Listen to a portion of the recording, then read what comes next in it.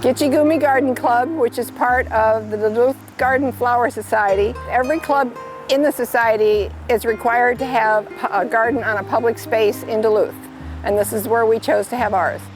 A friend of mine, Dale Hurst, and I started it in 1999. We are still an active group.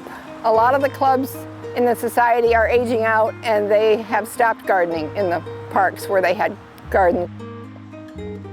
Our climbing hydrangea, which climbs up the cottonwood tree at the middle of the garden. It's not quite still in bloom right now. We planted it almost at the beginning of when we started this garden, which was in '99, and we're guesstimating it's about 60 feet tall now, because nobody's climbing up there to measure it.